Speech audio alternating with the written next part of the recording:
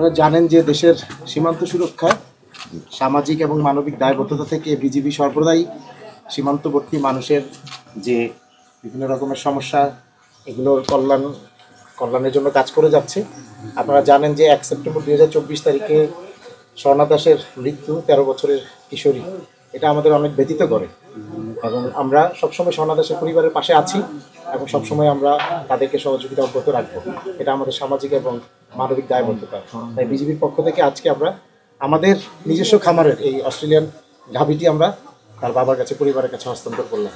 আশা করি আপনারাও সবাই তাদের সাথে থাকবেন। আপনারা একটু খোঁজখবর রাখবেন।